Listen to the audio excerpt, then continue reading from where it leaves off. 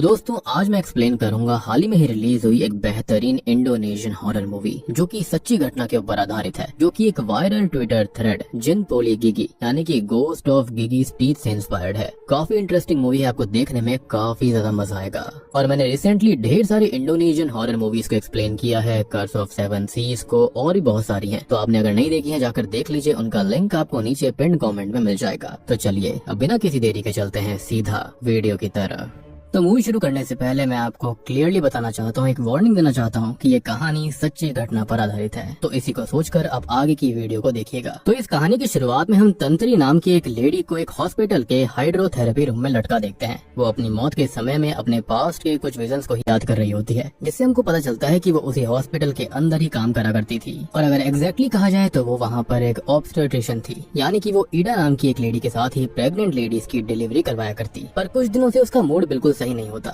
अब ईडा तब उससे उसकी परेशानियों के बारे में जानने की कोशिश करती है, यानी कि ये सब पास्ट में चल रहा था, लेकिन तंत्री ने उसको कुछ भी नहीं बताया था। मगर हाँ, वो दोनों काफी एज गैप होने के बावजूद भी काफी अच्छी दोस्त थी। खैर अब हॉस्पिटल में जब ईडा एक लेडी की डिलीवरी करवाने के लिए हाइड्रोथेरेपी रूम में जाती है तो वहाँ पर तंत्री की बॉडी को देखकर वो बहुत डर गई थी। जिसके साथ ही कहानी यहाँ से अब 5 साल आगे आती है, जहाँ पर हम अरुम और पीका नाम की 2 लड़कियों को देख पाते हैं, जो कि दोनों काफी अच्छी फ्रेंड्स होती हैं। और अभी वो इंटर्नशिप करने के लिए इसी लैम्बायोंग हॉस्पिटल के अंदर जा रही थी, जिसके अंदर 5 साल पहले तंत्री ने खुद को खत्म किया, यानी कि तंत्री अब जिंदा नहीं बची। वो हॉस्पिटल वैसे तो 5 साल से बंद पड़ा हुआ था, लेकिन अभी उसको वापस से ओपन करा जाने वाला था। अब बस के अंदर अरुण की तबीयत नौजिया की वजह से बिगड़ती जाती है, लेकिन पीका उसको संभालते हुए जैसे तैसे हॉस्पिटल तक ले आती है, जहाँ पर उनकी मुलाकात हीरो से होती है, जो कि हॉस्पिटल के अंदर नॉर्मल काम करा करता था और ईडा का वो हस्बैंड भी था। वहाँ पर ही डॉक्टर रिंगो भी होते हैं, जो कि पहले तो फीमेल स्टाफ को इंटर्नशिप पर रखने से साफ इनकार कर रहे थे, लेकिन पीका के रिक्वेस्ट करने पर वो उन्हें डॉक्टर टेटो से बात करने के लिए कहते हैं। जिसके बाद में ईडा जो होती है वो पीका और अरुण को अंदर उनके रूम की तरफ लेकर जाती है। अंदर जाने पर पीका हर जगह को बहुत ध्यान से देख रही थी और अभी भी हॉस्पिटल के अंदर रेनोवेशन का काम चल ही रहा था, क्योंकि उसको 5 साल के बाद खोला गया था। अरुण की हालत अभी भी सही नहीं लग रही होती और पीका जब उसको डॉक्टर अरीफ को कॉल करने को कहती है तो हम अरुण के हाथ में ही एबॉर्शन पिल्स को देखते हैं, जिसको उसने खा लिया था और उसी की वजह से उसकी हालत खराब हो रही थी। अब इस बारे में वो कॉल करके किसी को बताती भी है। खैर अब रात के समय में वो छुप कर बाथरूम की तरफ जाने लगती है, लेकिन बाथरूम को ईडा अभी साफ कर रही होती है। इसी वजह से अरुण उसी हाइड्रोथेरेपी रूम के अंदर चली जाती है, जिसके अंदर तंत्री ने खुद को खत्म किया था।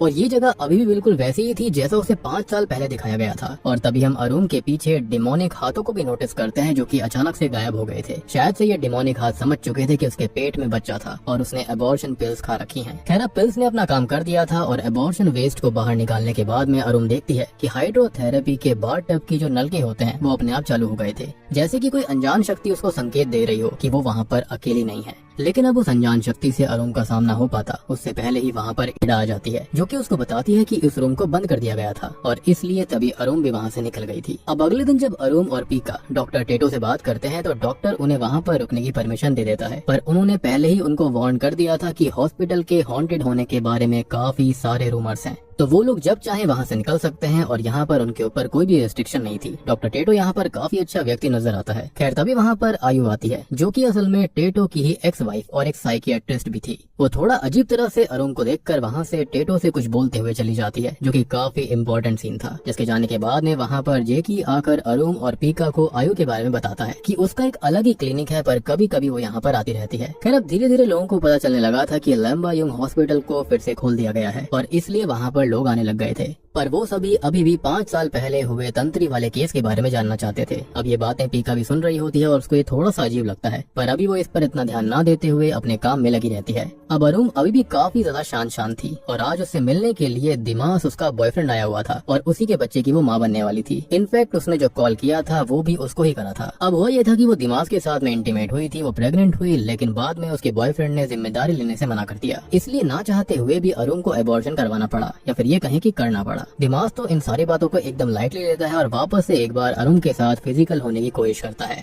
लेकिन अब अरुण को समझ में आ चुका था कि दिमाग उसके लिए सही नहीं है, इसलिए अब वो उससे रिश्ता खत्म करके उसे वहाँ से जाने के लिए कह देती है। अब वहीं बाहर हम टेटो को देख पाते हैं, जो कि मोमिंग और हीरो से हाइड्रोथेरेपी रूम को भी सही करने के लिए कहता है, क्योंकि जो खाली हाइड्रोथेरेपी वाला इलाका था उस जगह के सामने एक वॉल लगाई जाने वाली थी, जिसके चलते होता ये कि बाकी के रूम को फिर से ओपन किया जा सकता था। खैर अब रात में हम देखते हैं कि हीरो अरुण के रूम में उसको ब्लैंकेट्स और बेड शीट्स देने के लिए जाता है, पर वो अरुण को गलत नजरों से देख रहा था। जिसके अगले ही सीन में हम अरुण को रोते हुए बाथरूम की तरफ जाते हुए देखते हैं और ऐसा लग रहा था कि जैसे कि हेरू ने जरूर उसके साथ कुछ न कुछ गलत करा होगा। अब थोड़ी देर बाद जैसे जैसे अरुण खुद को संभाल कर पेशेंट्स वाले रूम में जाती है, जहाँ पर टेटो उसको आखिरी पेशेंट को चेक करने के लिए कहकर खुद एडमिनिस्ट्रेशन रूम में चले जाता है। अब पीका भी अरुण से उस समय नॉर्मली बात करने के लिए वहाँ पर आई थी, पर जब वो रूम के अंदर पेशेंट को जाते हुए देखती है तो वो अरुण को डिस्टर्ब ना करने का सोचकर वहाँ से चली जाती है। अब वो जो पेशेंट आई थी ना, वो कोई और नहीं बल्कि शॉकिंगली खुद तंत्री थी, जो कि हम जानते हैं कि वो पक्का उसकी स्पिरिट है, जो कि अजीब तरह से स्माइल भी कर रही होती है। और जब अरुण उसको चेक करने के लिए आगे बढ़ती है तो तंत्री उसके वोम को अजीब तरह से टच करने लगती है, जैसे कि उसे अरुण के अबॉर्शन के बारे में सब पता चल गया था। जिसके अगले ही पल लाइट चली जाती है, शायद से वो नाराज हो गई थी। और अब अरुण जब फोन की फ्लैशलाइट ऑन करके चेयर पर देखती है तो वहाँ पर तंत्री थी ही नहीं। और ये देखकर तो अरुण का तो एकदम दिमाग सा चकरा जाता है। वो रूम से बाहर निकलने की कोशिश करती है, लेकिन दरवाजा अपने आप बंद हो गया था। तंत्री तब उसको कहती है कि वो उसके साथ रहे, लेकिन अरुण इससे काफी डर गई थी। खैर अब जब लाइट आती है तो अरुण को रूम के अंदर कोई नहीं दिखता, लेकिन शीशे के अंदर देखने पर उसको तंत्री उसके ही कंधे पर बैठी हुई नजर आती है, जिसको देखकर अरुण इतनी ज्यादा डर गई थी कि वो जमीन पर ही लेट जाती है। लेकिन तब तक टेटो वहाँ पर आ जाता है, जिससे कि सब कुछ एकदम नॉर्मल हो गया था। वहीं पर अब हम मोमिंग को देखते हैं, जो कि हाइड्रोथेरेपी वाले उस बाथ को तोड़ने की कोशिश कर रहा होता है, जिसके ऊपर तंत्री की लाश मिली थी। पर तभी वहाँ पर हेरू आ जाता है, जिसको देखकर शुरुआत में तो मोमिंग डर गया था, लेकिन जैसे ही वो बाथ को तोड़ने की कोशिश करता है तो उल्टा उसको ही चोट लग जाती है, जिस वजह से उसको लगने लगता है कि शायद उन्हें यहाँ पर काम नहीं करना चाहिए, क्योंकि अभी भी यहाँ पर कोई ना कोई नेगेटिव एनर्जी मौजूद है।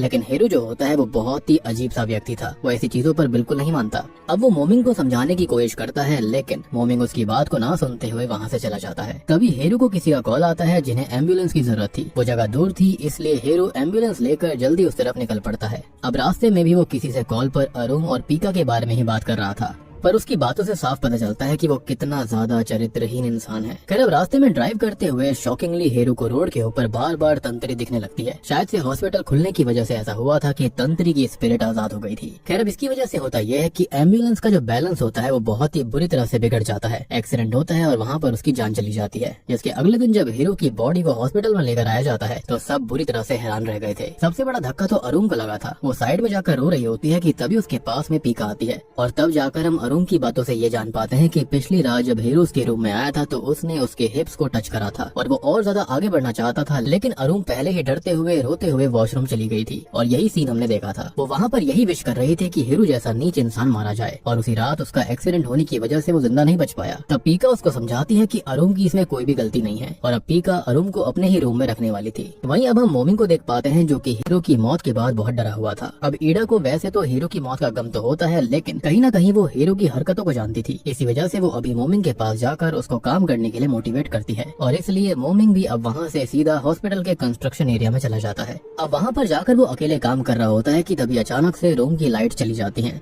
और मोमिंग को अचानक से चप्पलों की आवाज आने लगती है, यानी कि लकड़ी की चप्पलों की। लेकिन खास चीज ये थी कि मोमिंग को याद आता है कि पूरे हॉस्पिटल में सिर्फ तंत्री ही ऐसी थी जो कि इन लकड़ी की चप्पलों का इस्तेमाल करा करती। जिसके तुरंत ही बाद तंत्री ने मोमिंग को हॉन्ट करना चालू कर दिया था, यानी कि उसकी स्पिरिट ने, जिससे डरकर जैसे जैसे मोमिंग भागते हुए एक नदी के क्लिफ पर आ गया था, जहाँ से दूसरी तरफ जाने के लिए सामने बस एक टूटा हुआ पेड़ था, जो कि असल में एक ब्रिज की तरह काम कर रहा था और वो रिवर साइड्स को जोड़ रहा था। खैर मोमिंग जल्दीबाजी में उस पेड़ को क्रॉस करने की कोशिश करता है कि अचानक से वो उस नदी में गिर पड़ता है, जहाँ से अभी वो जैसे तैसे किनारे पर आ चुका था। और अब सुबह तक वो घर भी पहुंच जाता है, लेकिन वहाँ पर वो बहुत ज्यादा रोने लगता है। तभी पास्ट के एक सीन में हम मोमिंग और हेरू को तंत्री की बॉडी को लटकाते हुए देखते हैं। जी हाँ, और मोमिंग खुद से ही कहता है कि उसने वो सब बस पैसे के लिए करा था, विच मीन्स की तंत्री की मौत से हेरू और मोमिंग का कुछ न कुछ लेना देना जरूर था। इसी वजह से वो उनके पीछे पड़ी हुई थी, और उसने हेरू से तो अपना बदला ले लिया, लेकिन मोमिंग अभी भी बाकी था। खैर अब बात चाहे जो कुछ भी हो, मोमिंग काफी ज्यादा रिग्रेट में होता है और वो सच्चाई बताने के लिए ईडा के पास भी जाता है, जो कि उसको कंस्ट्रक्शन साइट के पास ही दिखाई देती है। लेकिन जैसे ही वो मोमिंग की आवाज सुनती है, वैसे ही रूम के अंदर चली जाती है, जहाँ पर जाने पर मोमिंग को पता चलता है कि वहाँ पर असल में कोई भी नहीं था। मतलब कि अब वो तंत्री के जाल में फंस गया, और तंत्री तब उसको हॉन्ट करने के बाद उसकी पीठ पर फर्श पॉलिश करने वाली मशीन ही चढ़ा देती है, जिससे कि मोमिंग की पूरी पीठ घिस गई थी और बहुत ज्यादा खून बह जाने की वजह से उसकी मौके पर ही मौत हो जाती है। वहीं अरुण जो होता है वो आज भी किसी वजह से रोते हुए रूम में आती है, जिसको देखकर पीका तुरंत ही उसे गले लगाकर कंसोल करने की कोशिश करती करती है और अरुण जो होती है वो अब इस इंटर्नशिप को क्विट करना चाहती थी।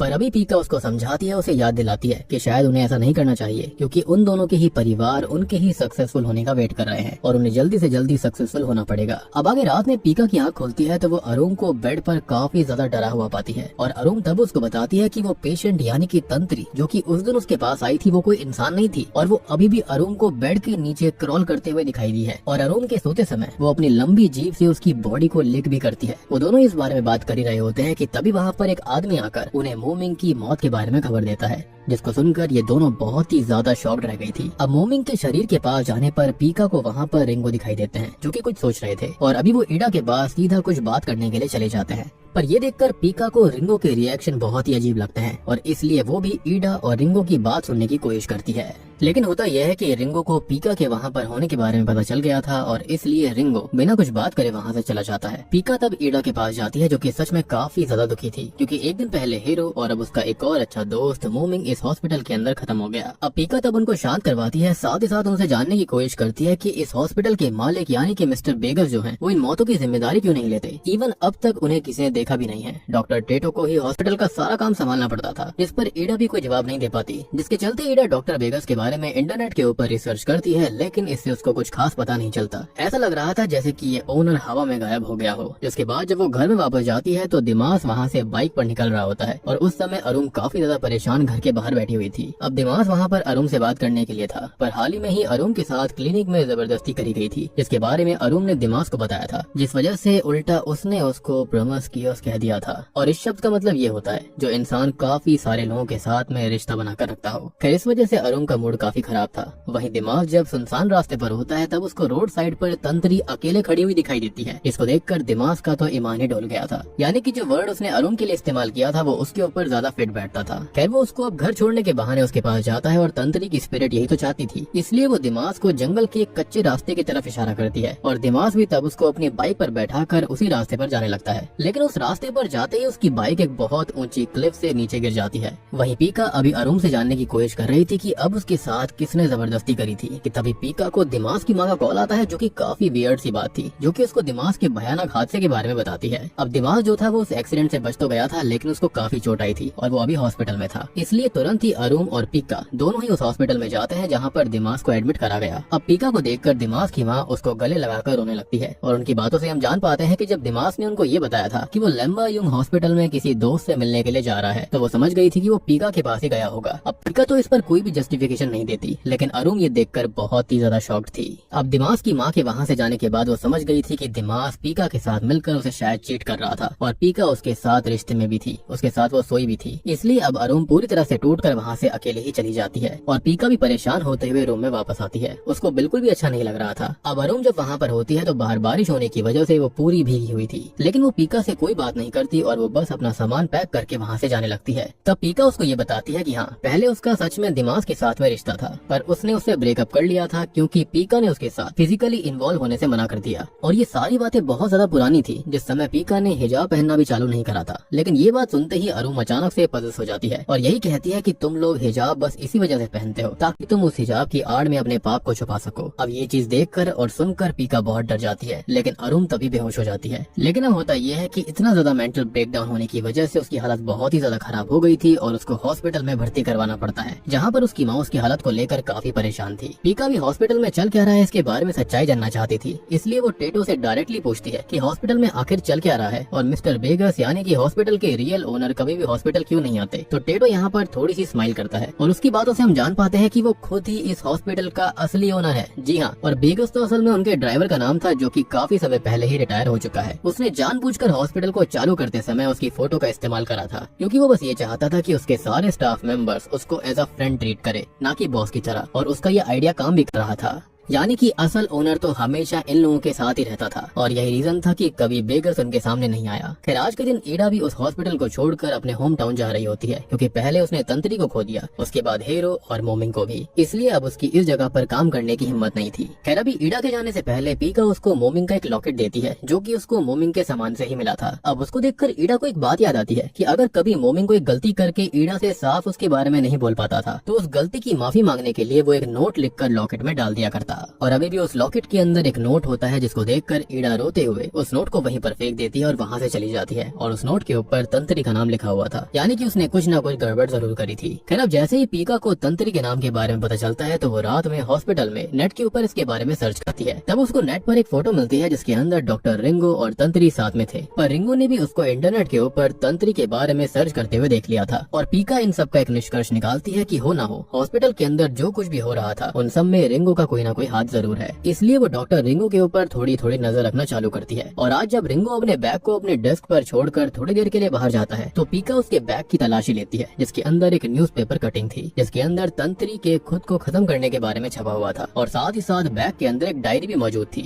जिसके अंदर तंत्री के अलावा और भी काफी सारी लेडीज के बालों के सैंपल्स थे। इवन उसके अंदर अरुण के बाल के सैंपल भी मौजूद थे। ये देखकर पीका काफी डर जाती है, लेकिन वो उस डायरी को लेकर रूम के अंदर ही छिपी हुई थी। अब डॉक्टर रिंगो के आने पर उसको समझ आ चुका था कि उसके बैग के साथ किसी ने छेड़छाड़ी करी है। और जब उसको वो डायरी बैग के अंदर नहीं मिलती तो वो काफी घबरा जाता है और डायरी को इधर उधर ढूंढने लगता है। अब पीका को भी जैसे ही मौका मिलता है तो वो तुरंत ही नजर बचाकर वहाँ से निकल जाती है, लेकिन बाहर उसको टीटो पकड़ लेता है जो कि उससे जानना चाहता था कि वो डॉक्टर रिंगो के पास से क्या चुरा कर निकाल रही है। तब पीका उससे हेल्प मांगती है क्योंकि उसे लग रहा था कि शायद रिंगो ने ही पहले तंत्री को खत्म किया था और उस डायरी से ये बात साबित हो सकती थी। अब ओनर टेटो यहाँ पर कुछ सोचते हुए पीका को अपने साथ एक खाली जगह पर लेकर जाता है जहाँ पर वो उसको तंत्री के बारे में बताता है कि वो पहले हॉस्पिटल में काम करती थी और उसका नेचर और उसका स्वभाव काफी अच्छा था, पर एक दिन हॉस्पिटल के अंदर उसने खुद को खत्म कर लिया, जिसके बाद से ही हॉस्पिटल को बंद करना पड़ा क्योंकि ये हॉन्टेड हो चुका था। और टीटो खुद भी उस समय फौरन चला गया था, जिसके बाद जब वो वापस लौटा तब उसने हॉस्पिटल को फिर से चालू किया। पर क्योंकि अगर ये सब चीजें फिर से हो रही हैं तो शायद अभी भी तंत्री की स्पिरिट उसी हॉस्पिटल में है और अरुण भी वहाँ पर सेफ नहीं है। इसलिए अब टीटो पीका के साथ अरुण को अभी ईडा के घर में छोड़ देता है ताकि वहाँ पर वो सेफ रह सके। खैर अब रात में जब अरुण सो रही होती है तो सपने में वो तंत्री को एक घर के पास गड्ढा खोदते हुए देखती है जिसके सामने ही ईडा और तंत्री खुद खड़े हुए थे और तंत्री को ईडा कंसोल करने की कोशिश कर रही थी। खैर अब तंत्री ने तब तक एक बहुत बड़ा गड्ढा खोद दिया था जिसके अंदर वो शॉकिंगली अचानक से अरुण को खींच लेती है और असल जिंदगी में अरुण की बॉडी करने लगती है, यानी कि उसकी स्पिरिट उसे पदस करने की कोशिश कर रही थी। वहीं अब जब पीका की आंख खुलती है तो उसको रूम के अंदर अरुण नहीं दिखती, इसलिए वो हॉस्पिटल में उसको ढूंढने के लिए निकल जाती है जहाँ पर हाइड्रोथेरेपी वाले रूम से उसको अरुण के चिल्लाने की आवाजें आ रही थी। इसलिए अब वो जल्दी से डॉक्टर टीटो को कॉल करके हॉस्पिटल बुलाती है।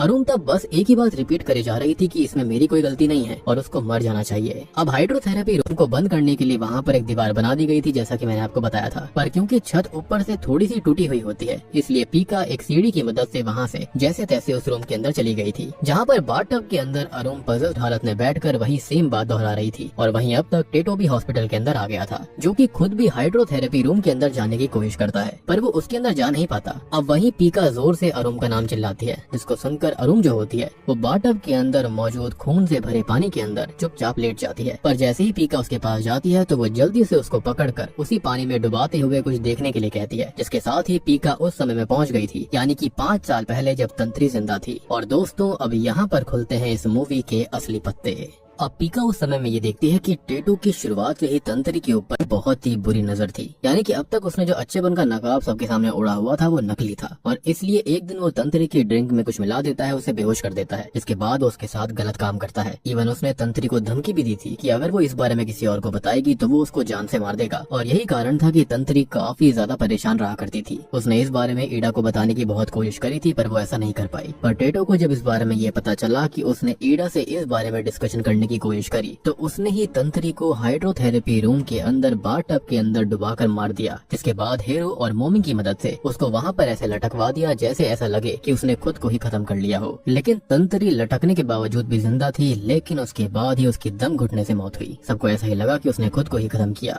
यानी कि यहाँ पर ऐसा करने के बाद सोने पर सुहागा हो गया था, यानी कि वो पहले से ही नहीं मरी। जब उसको लटकाया गया उसके बाद भी उसकी सांसें चल रही थी और जब उसको एहसास हुआ कि वो लटक रही है उसके बाद यहाँ पर ईडा ने उसको देखा था कि उसके साथ क्या हुआ, तो सबको ऐसा ही लगा कि उसने खुद को खत्म किया होगा। और अब आपको ये बात भी समझ में आई होगी कि हेरू और मोमिंग को असल में उसकी स्पिरिट ने क्यों खत्म किया था। खैर प्रेजेंट टाइम में पीका को अभी भी अरुण ने पोजेशन की हालत में पानी के अंदर ही डुबो कर रखा हुआ था। खैर अब तक जैसे तैसे वहाँ टेटो आ जाता है और अरुण को एक चांटा मारकर बेहोश कर देता है। खैर अभी तो पीका टेटो के सामने नॉर्मल रहती है और बस अरुण को सहारा देते हुए वहाँ से लेकर जाने लगती है। तब अरुण भी उसको धीरे से ये बात बता देती है कि उसके साथ जबरदस्ती करने वाला कोई और नहीं बल्कि खुद टेटो ही था, यानी कि सेकंड टाइम जिसने छेड़खानी करी थी वो वही था। उसने उसने अरुण को भी सेम धमकी दी थी कि अगर वो आगे चलकर इस बारे में किसी को भी बताने की कोशिश करती है तो वो उसको जान से मार डालेगा। अब पीका वैसे तो इस बात को समझ जाती है, लेकिन अभी वो जैसे तैसे कर अरुण को लेकर निकलना चाहती थी। पर तब तक टेटो को पता चल गया था कि अरुण ने पीका को क्या बताया है और बस इसलिए अब वो अरुण पर हमला कर देता है और वो पीका के हाथ पर भी स्टैब करता है। इसके बाद पीका के साथ भी वो गलत करने वाला था कि इतने में ही पीछे से डॉक्टर रिंगो आ जाता है, जो कि जैसे तैसे टेटो का गला एक वायर से दबाकर उसे बेहोश करता है और तब पीका उससे माफी मांगती है। और तब जाकर हम ये जान पाते हैं कि असल में तंत्री रिंगो की फियोंसे थी और वो दोनों एक दूसरे से बहुत प्यार किया करते। और जब वो खत्म हुई थी उस समय वो प्रेग्नेंट भी थी, जो कि सबसे शॉकिंग बात थी, विच एक्सप्लेन्स कि उसने अरुण के ऊपर ही अपना ध्यान क्यों दिया था। यानी कि उसकी स्पिरिट ने वो समझ गई थी कि अरुण प्रेग्नेंट थी, लेकिन बाद में जब उसको पता चला था कि अरुण ने अबॉर्शन कर दिया है, उस स्पिरिट को काफी दुख हुआ था। खैर अब रिंगो जो था वो ये समझ रहा था कि तंत्री के पेट में जो बच्चा पल रहा था वो उसका नहीं था, बल्कि वो शायद टेटो का था। और उसने इस बारे में पता करने के लिए पुलिस से भी कहा, लेकिन टेटो ने उस समय पुलिस को काफी सारे पैसे खिलाए थे, जिसके बारे में रिंगो को अब समझ आ रहा था। और अब आपको ये बात भी समझ में आ गई होगी कि आखिर डॉक्टर रिंगो अपनी डायरी के अंदर अलग अलग लड़कियों के बाल वगैरह क्यों रख रहे थे। तो बेसिकली वो एक तरह के सैंपल्स थे, जिससे ये पता चल जाता कि उन लड़कियों के साथ में जबरदस्ती किसने करी थी। वो ये सोच रहा था कि शायद से बालों के ऊपर कुछ न कुछ ऐसा सबूत मिल जाएगा जिसके चलते ये बात साबित हो जाए कि टेटो ने उनके साथ गलत काम किया। लेकिन हम समझ सकते हैं कि टेटो अमीर था, काफी शक्तिशाली था, पुलिस के अंदर कॉन्टेक्ट थे, जिसके चलते उसने ये सारी बातें दबा दी थी। अब ऑब्वियस सी बात है, डॉक्टर रिंगो एक काफी आम सा इंसान था, जिसके चलते उसने बदनामी के डर से ज्यादा कुछ नहीं किया। उसने तंत्री को ही गलत मान लिया था, पर अब वो उसको मुक्त करवाना चाहता था, जिसका रास्ता शायद यही था कि हाइड्रोथेरेपी रूम को पूरी तरह से डिमोलिश कर दिया जाए, क्योंकि उसकी स्पिरिट वहीं से जुड़ी हुई थी, जिससे ही शायद तंत्री की स्पिरिट को आजादी मिलती। अब वो दोनों इस बारे में बात कर ही रहे थे कि तभी पीछे से टेटो उठ जाता है और रिंगो को 2 बार बुरी तरह से स्टैब करता है और फिर वो उसे मॉक करने के लिए बताता है कि तंत्री के पेट में पल रहा बच्चा टेटो का ही था। तब पीका अभी अरुण को बचाने के लिए जल्दी से उसे बाहर लेकर जाने लगती है और अब टेटो भी अब कुछ और मेडिकल टूल्स को लेकर उनका पीछा करने लग चुका था। अब पीका और अरुण बाहर आकर दूसरी जगह छिप गए थे, पर टेटो वहाँ भी आ जाता है। वो उन दोनों को ढूंढते हुए बताता है कि असल में उसने सबसे पहले अपने पिता की ही जान ली थी, जो कि काफी ज्यादा अब्यूजिव थे और उसके बाद से ही उसे लोगों को अब्यूज करने की आदत पड़ गई थी। वो बताता है कि उसके पिता उसकी माँ के साथ जबरदस्ती रिश्ता बनाया करते थे, संबंध बनाया करते थे, जिसके चलते उसने सेम चीज दोहरानी शुरू कर दी थी। एंड आई बिलीव कि टेटो का जो डिवोर्स हुआ होगा वो भी पक्का इसी वजह से हुआ होगा। अब वो बताता है कि एक दिन उसने अपने पिता के ही ड्रिंक के अंदर जहर मिलाकर उन्हें जान से मार दिया था। अब प्रेजेंट टाइम पर पीका खुद भी अरुण को साइड में छिपाकर टेटो के सामने आ जाती है और टेटो अब उसको जान से मारने की कोशिश करने लगता है, लेकिन तब तक वहाँ पर ईडा आ चुकी थी, जो कि अपने घर वापस नहीं गई। इसने गुस्से में आकर टेटो को स्टैब कर दिया था, क्योंकि कहीं ना कहीं वो समझ गई थी कि आखिर हुआ क्या। वहीं हम डॉक्टर रिंगो को देखते हैं, जो कि अभी भी जिंदा था और वो जैसे तैसे अपनी ड्रेसिंग करने के बाद हाइड्रोथेरेपी रूम को तोड़ने में लग जाता है। वहीं ईडा ने टेटो को काफी बुरी तरह से घायल कर दिया था, जिसके बाद जब वो अरुण के पास जाती है तो अरुण के बात करने के तरीके से ईडा को समझ आ गया था कि अभी भी अरुण तंत्री की स्पिरिट से पजेस्ड हो रखी है। वो उसको देखकर काफी इमोशनल हो जाती है और वो सच में तंत्री को काफी ज्यादा मिस करा करती थी। तभी ईडा के पीछे से टेटो आकर उसके गले को बुरी तरह से काट डालता है, जिससे कि ईडा की मौके पर ही मौत हो जाती है और अब टेटो पीका को भी नुकसान पहुंचाने ही वाला था। तब तक अरुण अब पूरी तरह से तंत्री से पजेस्ड हो जाती है और तंत्री बहुत ही बुरी तरह से टेटो के ऊपर हमला करते हुए सबसे पहले उसे स्टैब करती है और बाद में उसकी एक आंख भी नोच लेती है, जो कि सच में गूज बम्स देने वाला सीन था। अब वो टेटो को जान से मारने ही वाली थी कि तभी बीच में पीका आ जाती है, जो कि नहीं चाहती थी कि तंत्री अपने हाथों को इस तरह से गंदा करे। वो वादा करती है कि वो टेटो को जेल में भिजवा देगी और अभी वो तंत्री को आफ्टर लाइफ में जाने के लिए भी विनती करती है, जिस पर तंत्री भी मान जाती है और अरुण अब पूरी तरह से नॉर्मल हो गई थी। खैर अब अगले दिन सभी चीजों की रिपोर्ट लिखवा दी जाती है और जरूर इलाज के बाद टेटो को असाइलम जेल में डाल दिया जाता है और अब अरुण और पीका काफी खुश थे। खैर अब कुछ दिनों के बाद में हम आयु को देखते हैं, यानी कि टेटो की एक्स वाइफ को, जो कि अचानक से ही टेटो के पास जाती है और यहाँ पर अब पास्ट में हम ये देखते हैं कि जब आयु ने पहली बार अरुण को देखा था तभी उसको उसके पीछे तंत्री की स्पिरिट दिख गई थी, जिसके बारे में ही उसने टेटो को बताया था और यही सीन हमने देखा भी था। लेकिन टेटो ने उस चीज को, उस वार्निंग को काफी ज्यादा लाइटली लिया। लेकिन यहाँ पर हम एक बात नोटिस करते हैं कि जो आयु होती है ना, वो भी बिल्कुल साइको सी थी। दोनों की जोड़ी बिल्कुल सही थी, क्योंकि वो हमेशा ये कहती है कि वो उसका साथ हमेशा देगी। हम जानते हैं कि टेटो जेल के अंदर था और जैसे ही वो सलाखों के पास में आता है तो आयु जो होती है उसके ऐसा बोलते ही वैसे ही उसकी आंखें साइड एरिया में ब्लैक हो जाती हैं और माइट भी तंत्री ने उसको ही पदस करके रखा होगा ताकि वो अपना बदला पूरा कर सके। यानी कि तंत्री को टेटो के लिए सजा नहीं चाहिए थी, बल्कि उसको ये चाहिए था कि वो टेटो को जान से मार डाले। एंड आई बिलीव कि अब वो फाइनली ऐसा कर डालेगी और बूम, इसी के साथ में लैम्बा यंग फिल्म यहीं पर खत्म हो जाती है। तो दोस्तों ये थी लैम्बा यंग फिल्म की कहानी, जो कि एक रियल हॉन्टेड असाइलम हॉस्पिटल से इंस्पायर्ड होकर फिल्म बनाई गई है, सच्ची घटना पर आधारित है। ये जो कहानी है वो एक वायरल ट्विटर थ्रेड जिसका नाम है जिन पोली गिगी यानी कि गोस्ट ऑफ गिगी स्टीथ, उसके ही हिसाब से इसको बनाया गया है। अब देखो मैंने आपको सारी चीजें पहले ही एक्सप्लेन कर दी हैं, लेकिन इन केस आपका फिर भी कोई डाउट है तो आप कमेंट सेक्शन के अंदर पूछ लेना, मैं आपको उसका रिप्लाई जल्दी से जल्दी दे दूंगा। उम्मीद करता हूँ कि आपको वीडियो और एक्सप्लेनेशन पसंद आई होगी। पसंद आई है तो वीडियो को लाइक कर दीजिए, चैनल के ऊपर नए हो तो सब्सक्राइब कर लेना। और मैंने हाल ही में ही ढेर सारी इंडोनेशियन हॉरर मूवीज को एक्सप्लेन किया है जो कि नेटफ्लिक्स के ऊपर हाल ही में ही आई हैं। उनका लिंक आपको नीचे पिन कमेंट में मिल जाएगा, डू चेक इट आउट। तो मैं आप सबको मिलता हूँ अगली वीडियो के साथ में, तब तक के लिए